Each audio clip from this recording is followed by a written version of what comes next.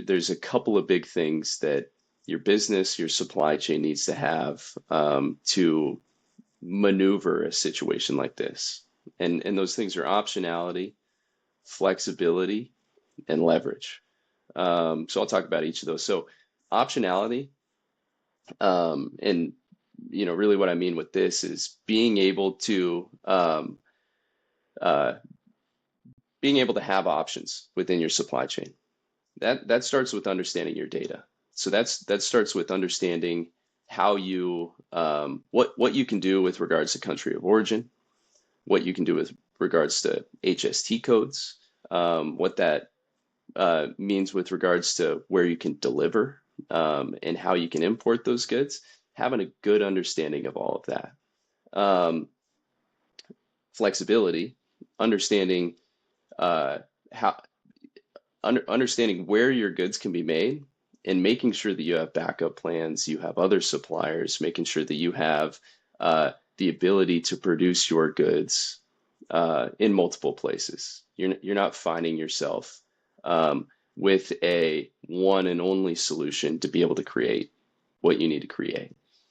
Flexibility also spans into marketing.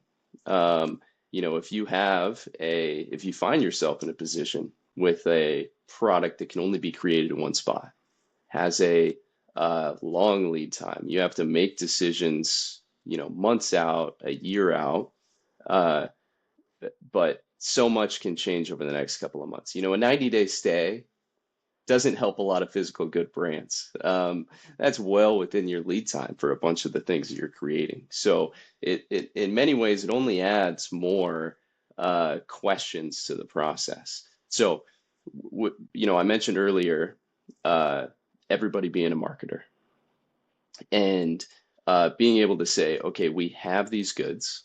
Here's how we can position these goods. Some of those goods might have just changed in COGS. The cost of those goods might have just changed. How do we bring something more forward? How do we do some promotion? How do we do some liquidation? Understanding, how you have an asset, or hopefully you have an asset already in your warehouse. That's your goods. How do you make the most out of those while playing catch up with getting more of those goods?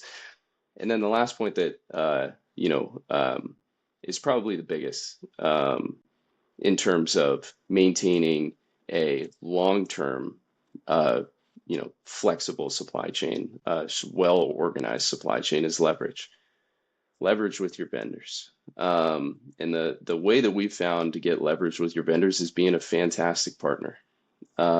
It's having a great relationship. It's visiting those partners.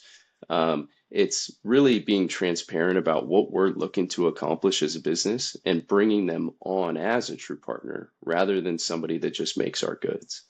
And what that has allowed us to do over the course of this period of time specifically, also happened during COVID, also happens in great times as well, where we've got to expedite goods to get here.